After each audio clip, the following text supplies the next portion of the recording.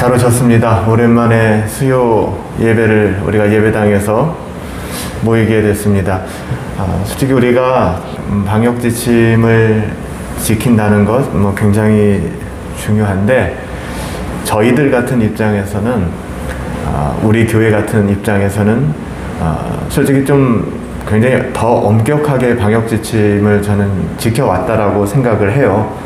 근데 두 가지 여기에는 좀 의미가 있는 것 같습니다.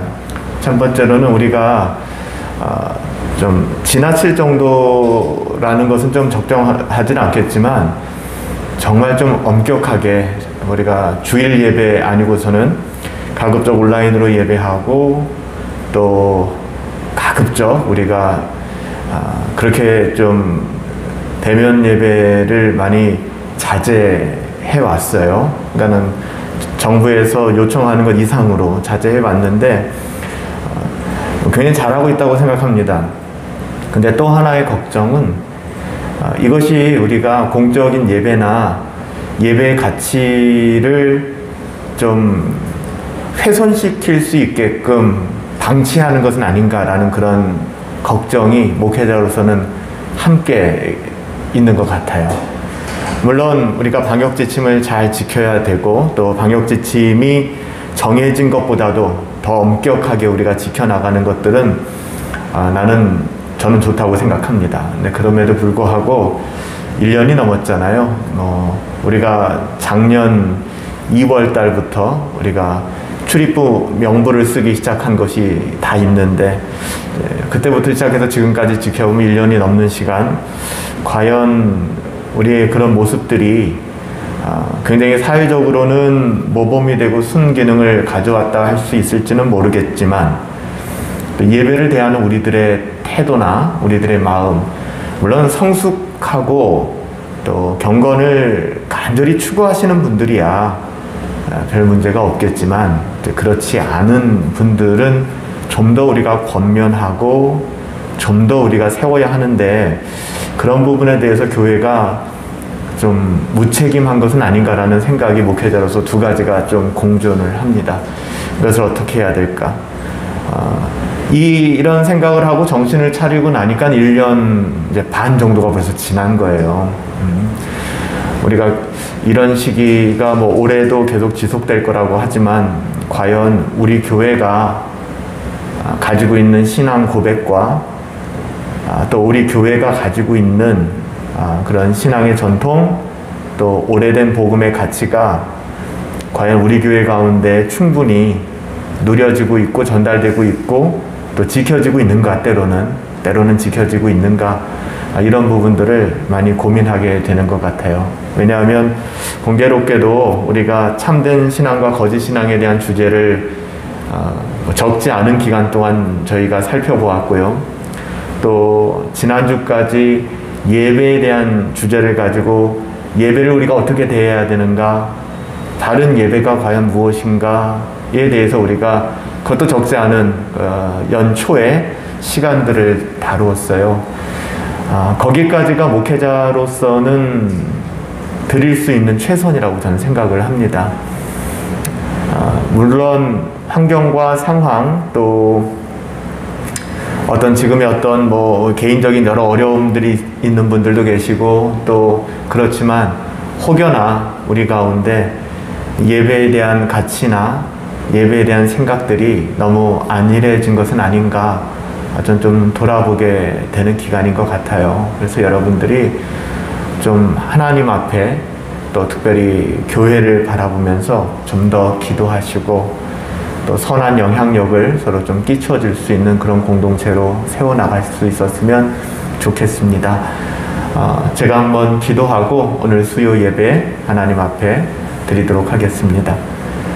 은혜로우신 아버지 하나님, 하나님을 예배합니다.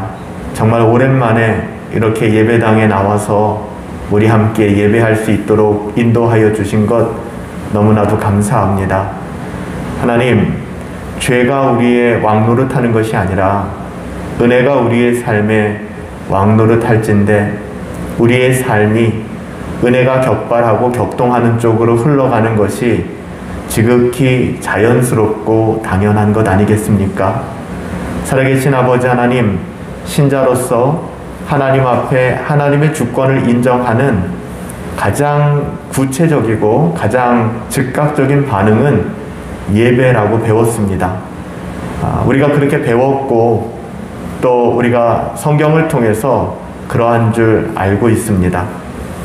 그렇다면 우리의 삶이 예배이어야 하지만 우리의 삶은 그냥 뒤로 미룬 채 정말 우리가 눈에 보이는 것 다시 한번 돌아보면 우리가 공적인 예배를 어떻게 대하고 있는가 다시 한번 돌아보게 됩니다.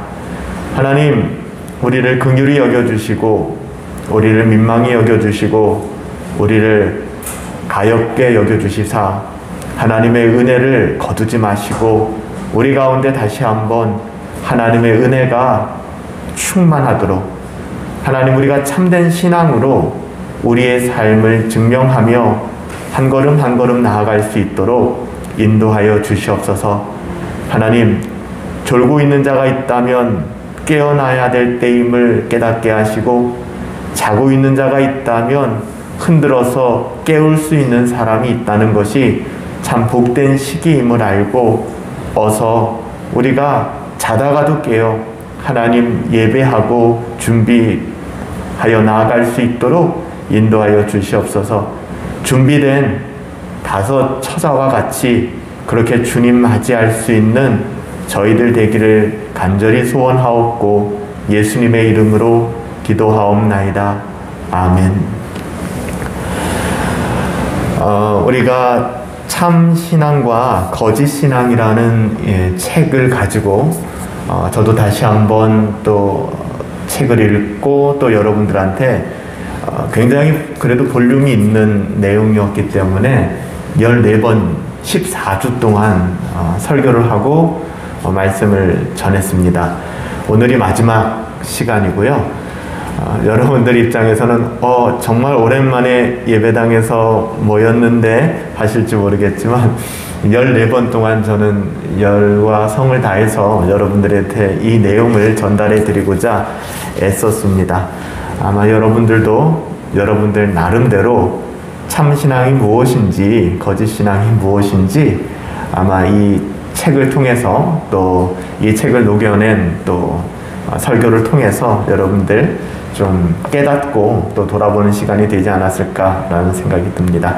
오늘 마지막 14번째 시간인데 그래도 마지막은 한번 얼굴을 뵈야 되지 않겠는가 하는 생각이 들었어요. 그래서 저도 오랜만에 이렇게 여러분들 앞에서 또 말씀을 증거하게 되었습니다. 갈라디아서 4장 19절인데요. 제가 봉독해 드릴 테니까 귀로 잘 들으시고 여러분들 함께 마음으로 들어주시기 바랍니다. 갈라디아서 4장 19절이에요.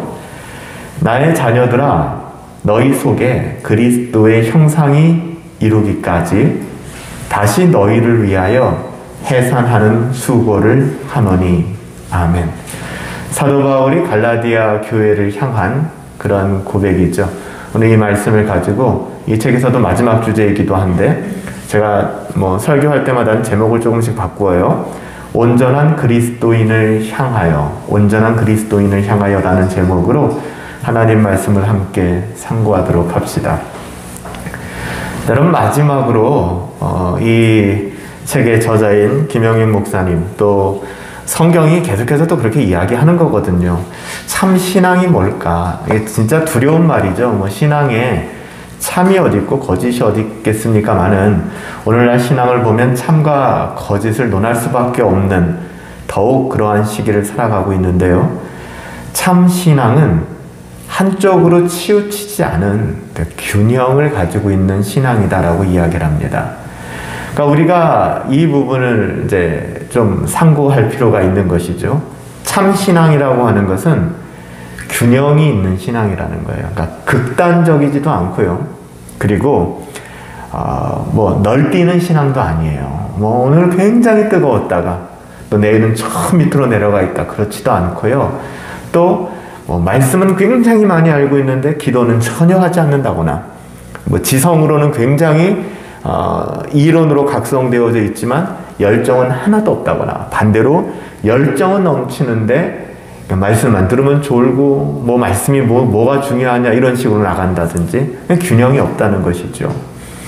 참신앙의 특징은 균형이 있다는 것입니다. 그래서 우리가 이번 시간을 통해서 마지막 참신앙과 거짓신앙 이 부분들을 공부할 때 살펴볼 것은 내 신앙은 어떤가? 내 신앙은 균형이 잡혀져 있는 신앙인가를 좀 볼 필요가 있습니다. 그러니까 제가 아까도 말씀드렸지만 기도는 많이 하는데 우리 제가 교육자로 섬기다 보면 교회들마다 기도 정말 열심히 하시는 할머니 권사님들이 계시거든요. 기도는 정말 열심히 하는데 성경은 너무 몰라요. 또 그러다 보니까 분별을 하지 못하고 또 미혹당하기도 하고 또 사이비에 빠지기도 하고요. 또 어떻게 보면 교회의 굉장히 지도적인 위치, 장로, 안수집사, 권사, 아니면 구역장, 여선교 회장, 이런 위치에 있음에도 불구하고 굉장히 미성숙한 분들이 또 계세요. 그래서 이분들이 가는 곳마다 사람들이 상처를 받아요. 굉장히 힘들어져요. 또한 하나님을 사랑한다고는 하는데 하나님에 대한 경외함이 없어요. 그러니까 하나님 너무 사랑합니다 하는데 하나님을 두려워할 줄은 모르는 거예요. 굉장히 많죠. 다른 사람들의 죄에 대해서는 굉장히 통렬하죠. 굉장히 통렬하죠. 그러니까 못 봐주죠. 그냥 죄가 있다는 것 자체를 못 봐주고 머리끝부터 발끝까지 흔들어대는 사람들이 있어요. 근데 자신의 죄에 대해서는 애통함은커녕 굉장히 관대한 거죠. 나는 어쩔 수 없어 라고 생각하는 것이죠. 굉장히 많아요. 사랑이라는 경우도 그렇죠. 사랑이라는 경우도 굉장히 사랑이 많고 사랑하는 사람인 것 같지만 찾아보면 사랑할 수밖에 없는 자기의 대상들, 나의 측근이라든지 나와 같은 생각을 하고 있는 사람들에게는 굉장히 사랑하고 우호적이지만 그렇지 않은 사람들에 대해서는 사랑이라고는 정말 속된 말로 1도 없는 그런 분들도 계시는 거예요. 더 열거하자면 끝도 한도 없겠죠.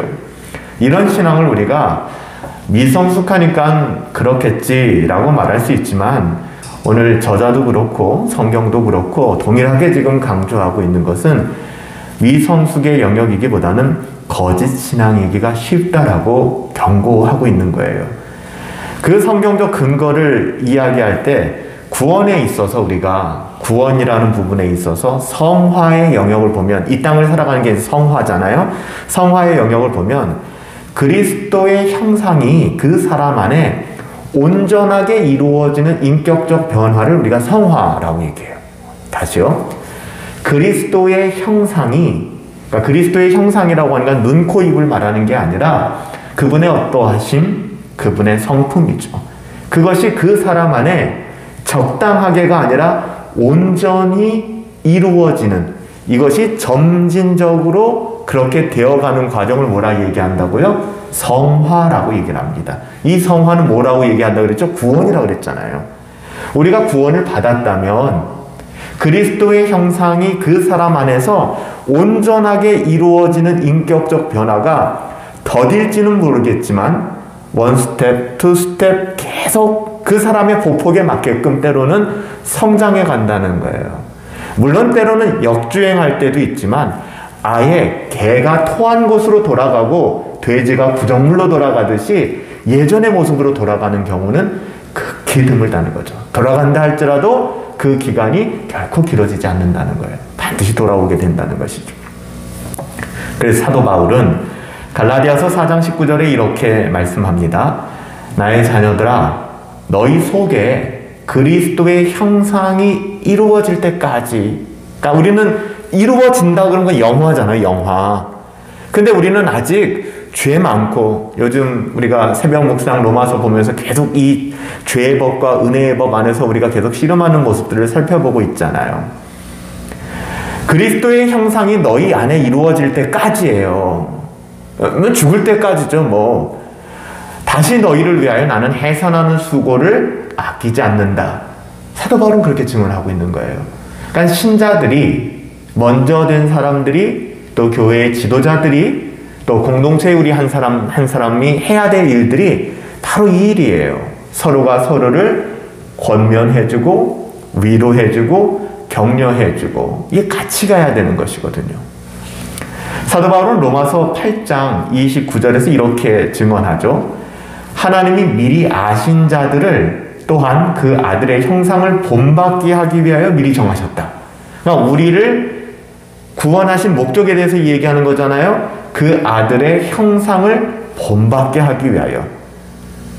이는 그로 많은 형제 중에 맏아들이 되게 하려 하십니다. 하나님께서 죄인을 구원하셔서 이루려는 바를 말씀하신 거예요. 그러니까 우리를 왜 구원하셨는가?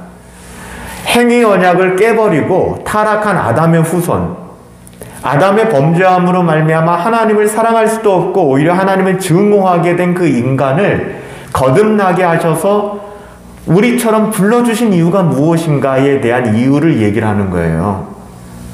그러므로 사도 바울이 바라는 바가 뭘까요? 저로 따진다면 목회자가 정말 원하는 게 뭘까요? 요즘에 많은 교회들의 문제점들도 있겠지만 목회자들의 진심, 경건한 목회자들의 진심과 교회의 진심마저도 완전히 곡해되는 시기를 살아가고 있잖아요. 우리가 세상이 그렇게 평가한다 할지라도 목회자가 가지고 있는, 목회자가 바라는 목회의 열매가 뭘까요? 우리 지역장님들 두 분 다 계시지만 지역장님들이 원하시는 열매가 뭘까요? 여러분들이 그렇게 어떤 교회의 직분을 가지고 있지는 않지만 먼저 된 자로서 신앙이 있는 사람으로서 여기 순장이셨던 분들도 계시고 다 계시잖아요. 그게 순장이었을 때만 순장이고 순장이 아니면 순장이 아닌 게 아니잖아요. 우리는 다 경건한 어른들을 꿈꾸는 사람들이고 경건을 꿈꾸는 사람들이잖아요. 그게 내가 순장이었을 때, 지역장이었을 때는 권면이 되는데 내가 그 직분을 갖지 않았을 땐 그 일이 내게서 떠오르지도 않고 그 일이 내게서 진행되지도 않는다 그러면 과연 우리들의 정체성이 뭘까를 다시 한번 돌아보게 되는 것이죠. 사도 바울은 그가 바라는 목회의 열매는 그가 만나는 한 사람 한 사람 속에 그리스도의 형상이 이루어지길 원하는 거예요. 그거면 충분한 거예요.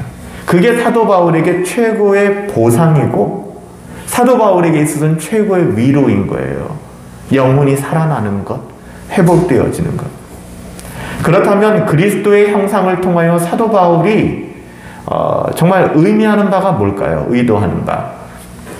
요한복음 1장 14절에 보면 그리스도의 형상은 은혜와 진리가 충만하였고 하나님 아버지께서 모든 충만으로 사람이 되신 예수님 안에 거하셨다라고 또 골로새서 1장 19절에도 말씀하고 있습니다.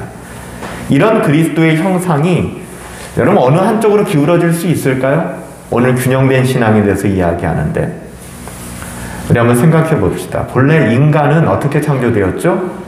하나님의 형상대로 창조되었습니다.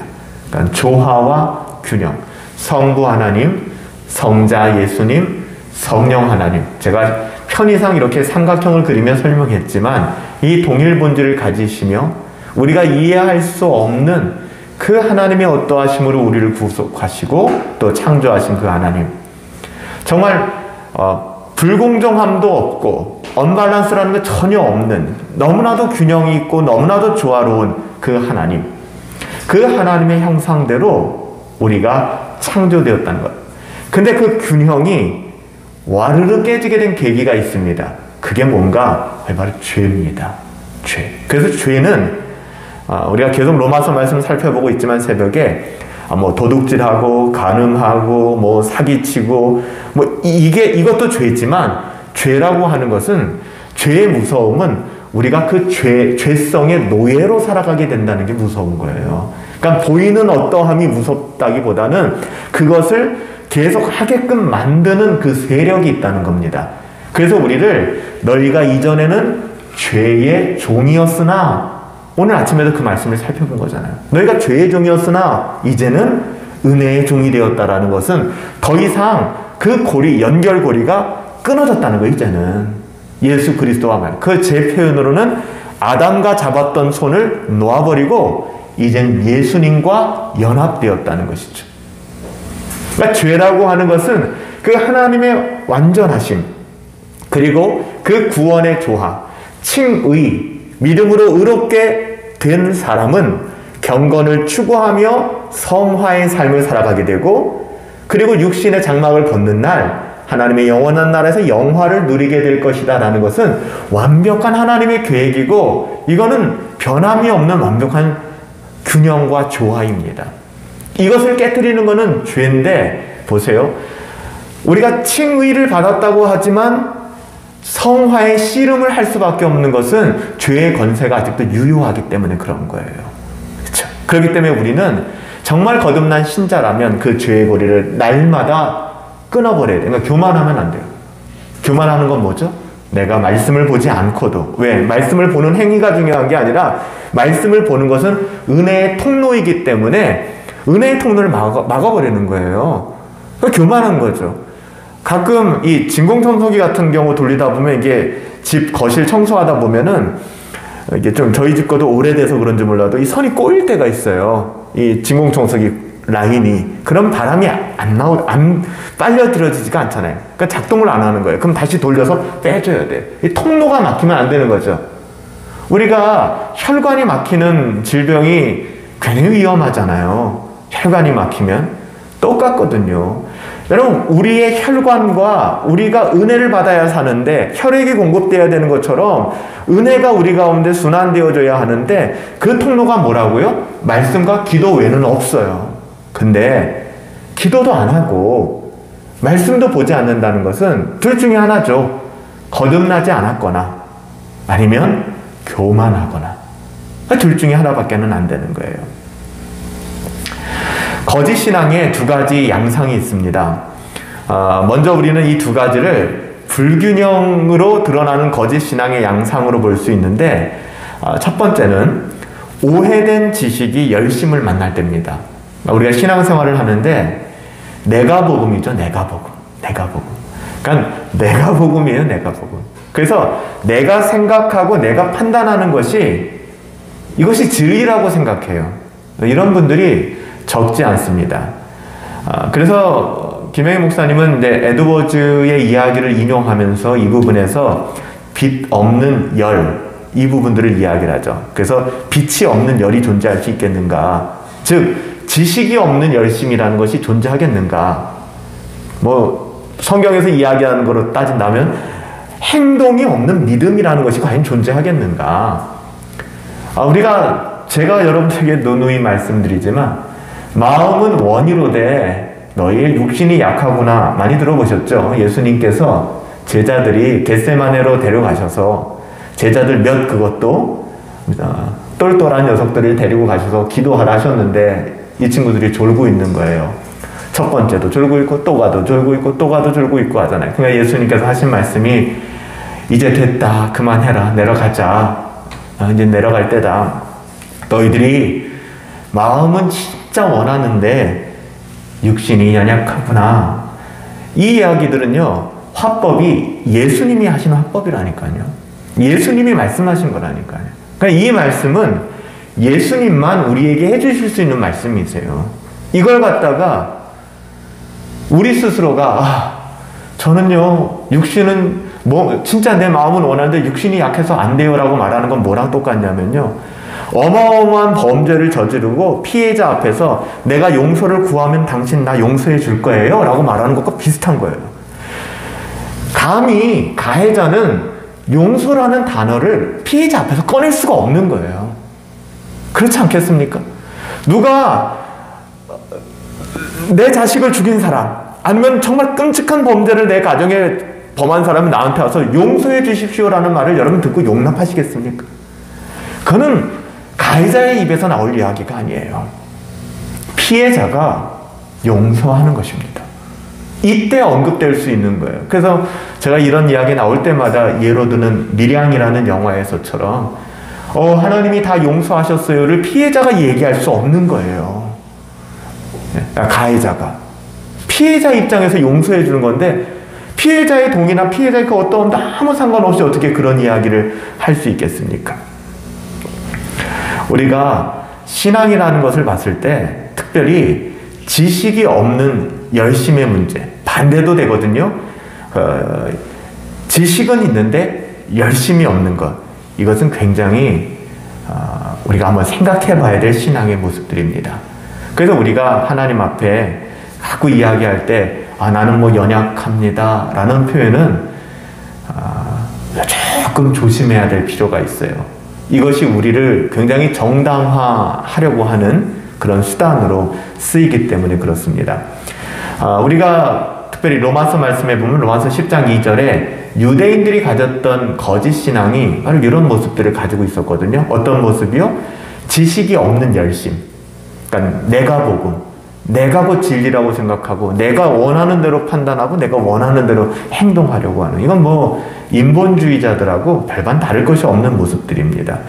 로마서 10장 2절에 유대인들이 어떤 신앙의 모습을 가졌냐면 특별히 예수님께서 그들을 향해 이렇게 말씀하셨죠. 내가 질문하노니 그들이 하나님께 열심은 있으나, 굉장히 열심히 신앙생활한 거예요. 여러분들 유대인들, 바리새인들 진짜 열심히 신앙생활했죠.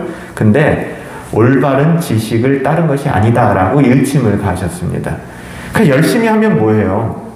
잘못된 신앙이었는데, 여기에 거짓 신앙의 문제가 있는 것입니다.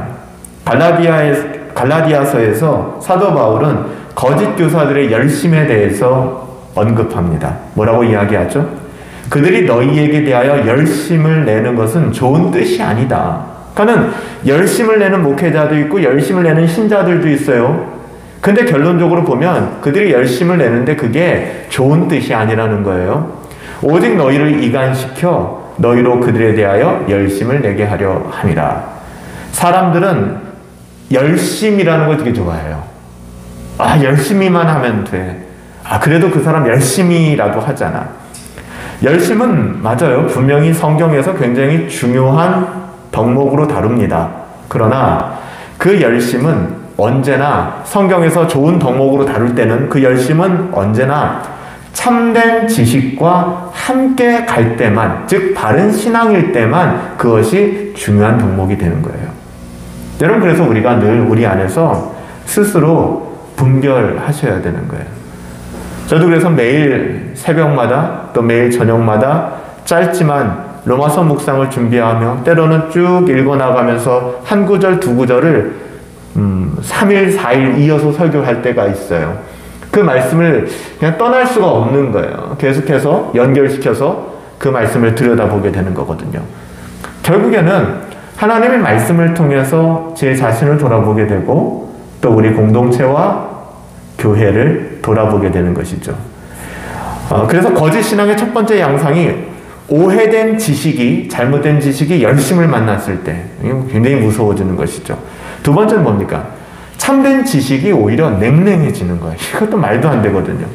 전자도 말도 안 되지만 후자도 말도 안 되는 거예요. 근데 이런 경우가 있어요. 주님께서 계시록에 보면 라오디게아 교회를 향하여 경고하셨잖아요. 잘 아시는 말씀이죠.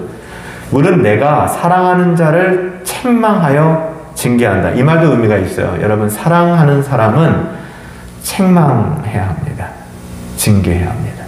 책망과 징계가 없다면, 오늘날에 물론 굉장히 잘못된 그런 부모들이 좀 있는 것 같아요. 또 학교의 교사들도 그렇고 또 직장 내에서도 뭐 여러 가지 일들이 폭력들이 굉장히 좀 좋지 않은 문제들이 생겨서 좀 우리가 이 부분에 대한 오해도 있을 수 있겠지만, 성경은 책망과 징계, 때로는 인간은 악하기 때문에 최소한 절제되어야 되겠지만 우리가 사랑의 매라는 그런 개념도 우리가 아주 등한히 할 수는 없는 부분이에요. 인간은 악하기 때문에 그렇죠. 물론 체벌하는 자도 악하기 때문에 이것이 절제가 안 되는 것이고, 아무튼 물은 내가 사랑하는 자는 뭐 어떻게 한다고요? 책망하고 징계한다는 거예요.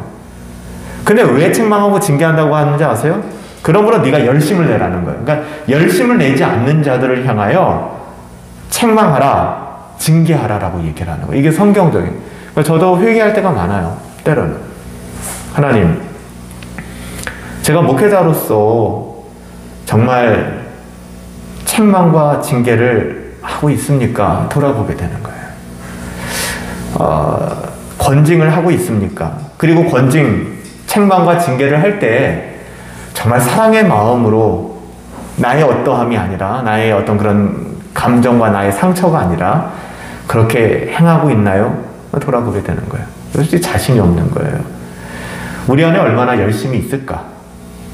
열심은 너무 중요한 거거든요. 열심과 진리가 분리될 수 없는 거거든요.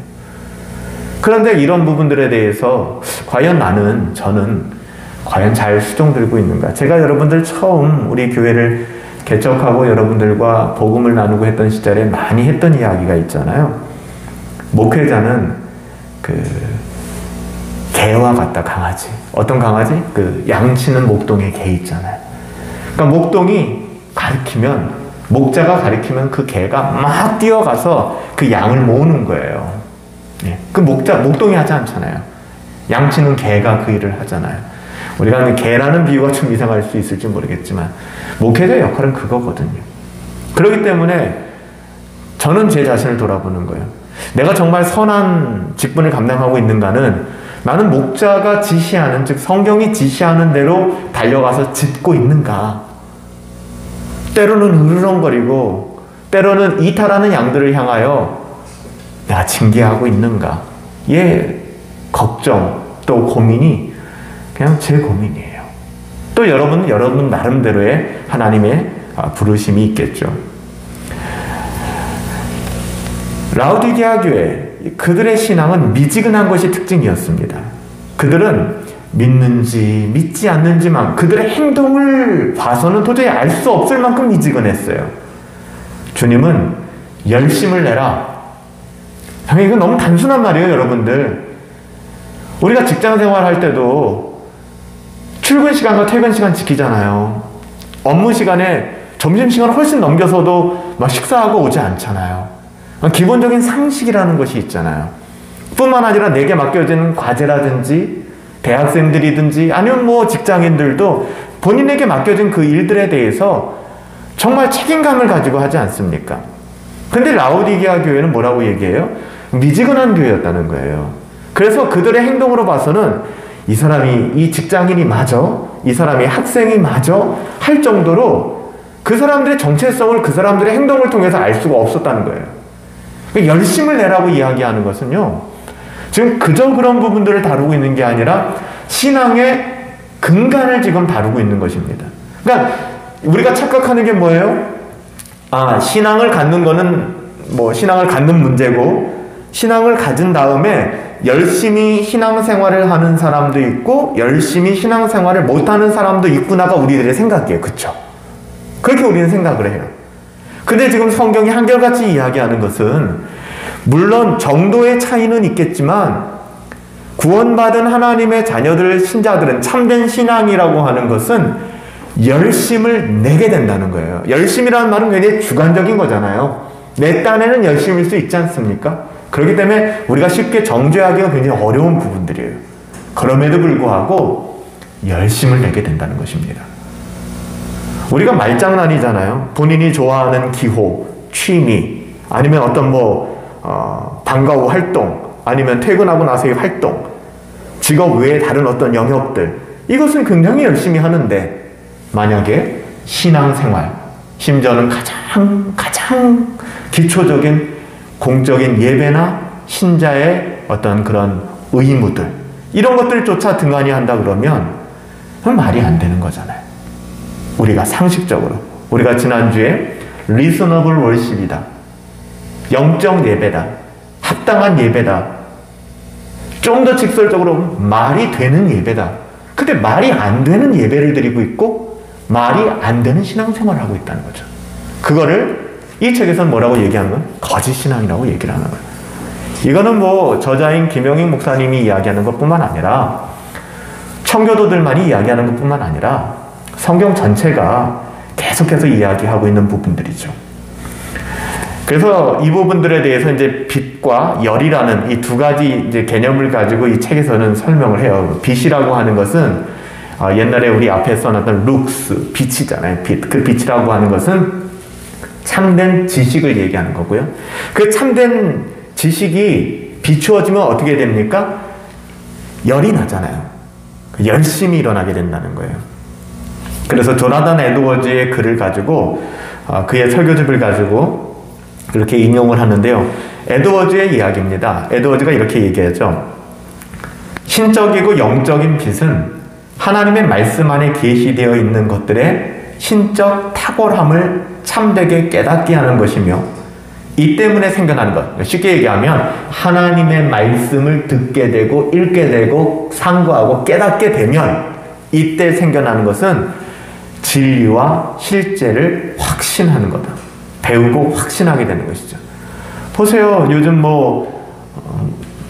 예전에만큼도 그런가요? 지금 주식이 굉장히 뜨겁다고 하는데, 저도 알 수 없는 루트를 통해서 매일 핸드폰으로 문자가 와요. 어느 주식이 오를 거다, 왜 오는지 모르겠어요. 제가 어디에 가입할 때 썼던 번호가 그렇게, 유출이 돼서 오는지 모르겠지만, 여러분 보세요. 가끔 물어보더라고요. 어떤 사람들이 TV 프로그램이나 이런 데서, 혹시 알 수 없지만 알 수 있는 한 가지를 알게 된다면, 첫 번째 로또 번호를 알게 된다. 그걸 생각해. 로또 번호를 알게 되면 뭐 하겠어요? 이번 주 로또 번호를 내가 알게 됐다고요. 여러분 어떻게 하시겠습니까? 당연히 로또를 사죠. 너무 당연한 거 아닙니까? 안 그럴 사람이 어디 있어요? 이거는 불법적인 일이야. 내가 미리 번호를 알았으니까 나는 사지 않을 거야 라는 사람은 이 세상에 존재하지 않을 거예요. 똑같아요. 하나님의 말씀이, 그 진리가 우리 영혼에 비친 바 되었다 그러면 그 하나님의 말씀대로 안 살 수 없는 거예요. 내가 만약에 로또 번호를 알고 있는데 안 샀다면 그거는 딱 한 가지 이유입니다. 그 말을 신뢰하지 않는 거예요. 그래서 로또가 얼마인지 제가 모르는데 그 돈도 지불해서 그거 사기를 싫어하는 거예요. 불신이죠. 본래 인간이라는 존재는 거듭나지 않았을 때, 중생하지 않았을 때 그 마음은 하나님을 향하여 적대적인 마음이에요. 그래서 여러분, 세상이 거듭나지 않은 사람들이, 불신자들이 교회에 대해서, 신앙에 대해서, 하나님에 대해서 적대적이고 반감을 갖는 것은 지극히 자연스러운 겁니다. 그걸 억울해서는 안 돼요. 그럼에도 불구하고 여전히 자연인들에게는, 그런 사람들에게도 사고할 수 있는, 생각할 수 있는 이성이 있기 때문에 진리의 지식이 들려질 때 그것을 어느 정도 지식적인 수준에서 이해할 수 있습니다. 그리고 지적으로, 심지어는 그래, 맞아. 그 지적으로 동의하는 데까지 나아갈 수 있어요. 그러니까 이런 분들이 의외로 순복음이나 성결교나 오순절 계통에는 별로 없어요, 이런 분들이. 근데 이런 분들이 어디 그래도 많이 계시느냐? 개혁주의 한다는, 개혁교회 한다는데 굉장히 많아요. 그러니까 이 로지컬한, 아주 논리적이고 뭔가 분명한 그 신학체계에 꽂히는 거예요. 그리고 그 신학체계를 딱 습득한 이후에 마치 게임 저기를 장착한 것처럼 열심히 그것을 장착해가지고서 수많은 사람들을 정죄하고 다니는 것이죠. 근데 그분들에게 없는 게 하나 있어요. 그 지식 안에서 하나님의 영광을 보고 기뻐하는 게 없어요. 그러니까 그런 분들을 보면 늘 싸움닭을 보는 것 같고, 자기가 생각하는 것에 맞지 않으면 굉장히 분노하고 막 싸우는 경향이 있는 거예요. 제가 지난주 목요일날 이 저자인 김영희 목사님하고 잠깐 한나절 뵙고 식사하는 시간을 가졌다고 말씀드렸잖아요. 그 말씀 나누는 가운데에도 목사님 한 지가 저도 한 10년이 벌써 넘었는데 그런 말씀을 나누는 거예요. 참 많이 바뀌었죠, 보면서 서로가. 근데 목사님하고 이야기 나누는데 그런 이야기 하는 거예요. 목사님 참 이상해. 뭐가요, 목사님? 개혁주의를 한다는 사람들이 난 무서워 그러는 거예요. 난 개혁주의라는 얘기 이제 안 해 그러면. 그 말이 100% 와서 부서지는 거예요, 저한테. 그러니까 지식으로만 따라다니는 사람들이 너무 많은 거예요.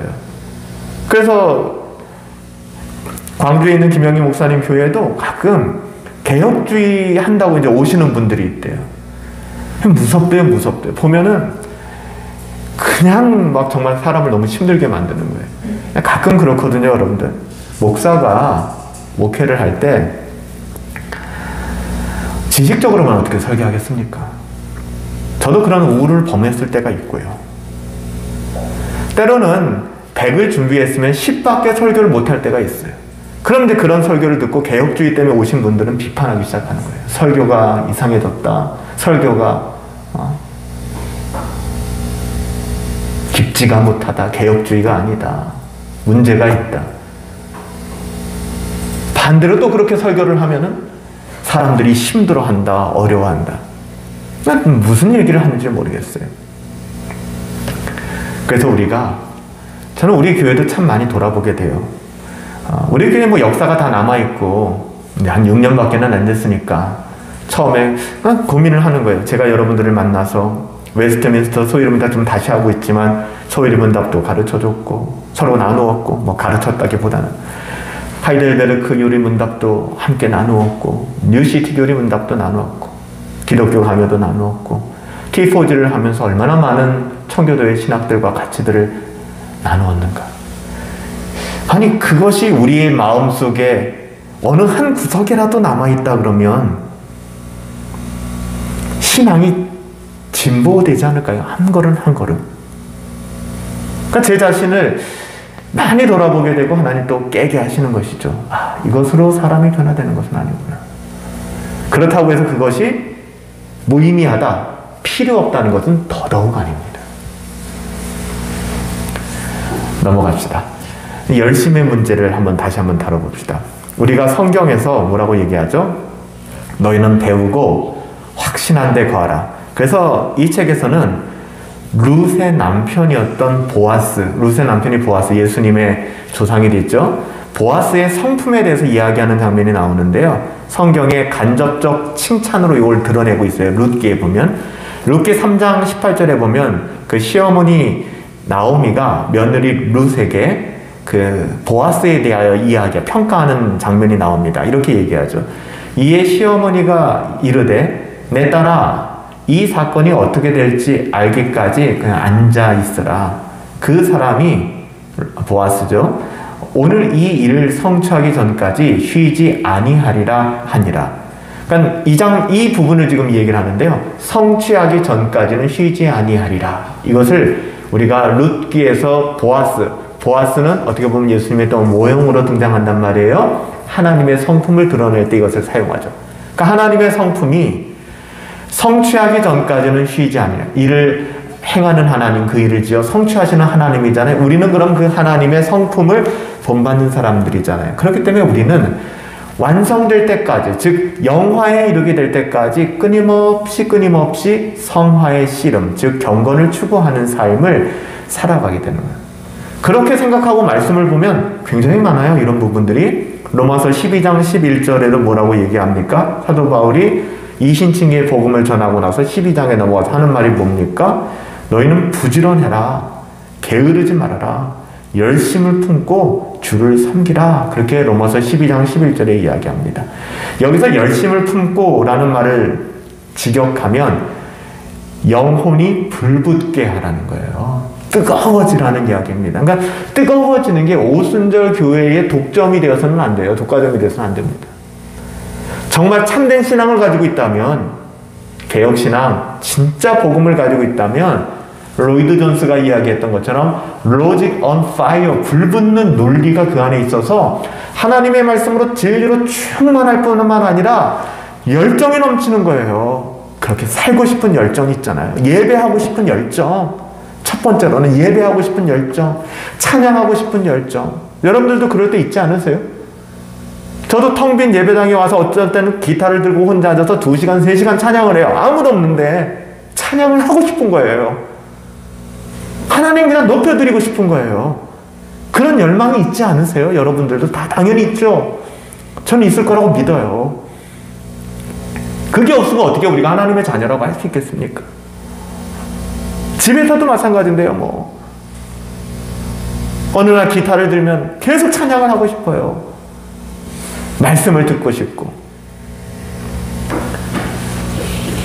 온전한 그리스도인이 되는 길은 이 빛, 진리를 아는 것과 우리의 삶, 즉 믿음과 행위라고 봐도 돼요. 믿음과 행위가 같이 간다는 얘기예요. 분리될 수 없다는 거예요. 하나님께서는 우리 안에 그리스도의 형상이 온전히 이루어지기를 바라고 계십니다. 여러분 믿으시죠? 그 일을 열심히 행하세요. 즉 다시 말하면 우리가 버팅기지만 않는 한, 우리가 정말 못된 송아지처럼 들이받지만 않는 한 우리는 정도를 향하여 나갈 수밖에 없어요. 근데 우리 안에 속사람이죠. 이 죄의 법에 묶여있는 죄의 종의 그 옛사람이 끊임없이 우리를 미혹하고 흔드는 거죠. 그렇기 때문에 우리는 말씀과 기도, 예배를 통한 은혜의 통로를 통하여, 방편을 통하여 이 모든 것들을 제어하고 제압해야 되는 거예요. 안 그러면 그냥 흘러가는 거예요. 그렇게. 우리는 빛 대신 하나님의 말씀과 그 뜻, 그 안에 배우고 확신한 일에 거함으로 말미암아 하나님의 선하시고 기뻐하시고 온전하신 뜻 가운데 살아갈 수 있는 거예요. 그래서 사도 바울은 그가 너무나도 사랑했던 빌립보 교회, 정말 좀 편애한다 할 정도로 사랑했던 교회가 빌립보 교회. 이 빌립보 교회를 향해서도 뭐라고 얘기합니까? 사랑하니까 이렇게 얘기합니다. 항상 복종하여 두렵고 떨림으로 너희의 구원을 이루라. 빌립보서 2장 12절 말씀. 이 말을 고깝게 듣는 것이 아니라, 그래서 모든 교회들이 바울을 등지고 때로는 극단적으로 바울을 매도할 때도 빌립보 교회만큼은 연보를 거두어서 바울이 예루살렘 교회를 돕고자 할 때 바울을 도왔고 바울의 쓸 것과 형편들을 끊임없이 지원했더라고 성경이 얘기하잖아요. 그러면 눈치 볼만 하지 않아요? 나의 유일한 지원자고 후원자인데 아니에요. 복종하라. 두렵고 떨림으로 너희의 구원을 이루라. 여러분, 이것이 건강한 교회의 모습입니다. 온전한 그리스도인이 되라는 부르심에 저는 그래요. 오늘 이 두꺼운 한 권의 책 그리고 14번의 강의와 설교를 통해서 정말 우리에게 하나님께서 하시는 것은 온전한 그리스도인이 되라는 거예요. 완전한 그리스도인이 되라는 게 아니라, 완전한 그리스도인이 아니라 좀 말의 어감이 다르잖아요. 온전한 그리스도인이 되라는 거예요. 하나님은 그렇게 우리에게 요청하고 계시고 우리는 거기에 응답해야만 하는 것입니다. 성경은 적당히 믿고 그냥 적당히 해서 그렇게 신앙생활 해라, 그렇게 믿어라, 너무 믿으면 그거 광신도야, 이렇게 가르치지 않습니다. 사랑하는 여러분, 우리가 오늘 14번의 강의와 설교, 그리고 상당 기간은 온라인으로 여러분들 영상으로 마주되어 있지만, 또 오늘도 영상으로 이 자리에 함께 하시는 분들도 계시지만, 우리가 참신앙과 거짓신앙을 오늘 마무리하려고 합니다. 온전한 그리스도인으로 자라가십시오. 요즘과 같이, 정말 요즘과 같이 진리의 혼돈이 깊어지고 힘들고 어려워지는 이 시기에 여러분은 진리의 말씀을 분별하기 위해서 정말 부지런히 말씀을 배우셔야 해요. 요즘에는 말씀 읽다가 목사님 이 부분 잘 이해가 안 돼요 라고 묻는 분들도 별로 없어졌어요. 예전에는 제법 많으셨는데 더욱 부지런히 말씀을 배우고 확신하는 자리로 끊임없이 가셔야 해요. 그 말씀이 아무리 오라도 또한 성령의 조명하심이 없다면 깨달을 수 없기 때문에 겸손하게 하나님의 은혜 안에 부복하여서 기도하셔야만 합니다. 사실 간단하지 않습니까? 제가 개척해서 지금까지 여러분들에게 계속해서 부탁하고 계속해서 정말 귀에 딱지가 앉을 정도로 여러분들에게 강조하고 말씀드리는 것은 아침 말씀 묵상 함께 합시다. 말씀 들읍시다. 성경 읽읍시다. 그리고 신자로서 하나님의 자녀다운 삶 우리가 살아갑시다. 이거 아니겠습니까? 세월이 흐른 만큼, 나이가 먹고 세월이 흐르면 우리가 초보자의 자리를 벗어나야 되잖아요. 근데 여전히 오히려 성숙한 듯 싶었으나 다시 초보자의 자리로 돌아간다 그러면 히브리서 기자가 히브리서 5장 12절에 이야기한 것처럼 이게 얼마나 비탄스러운 일입니까? 여러분, 우리가 온전한 그리스도인으로 자라가는 것은 우리가 받은 영광스러운 부르심이에요. 하나님의 부르심에 응답하십시오.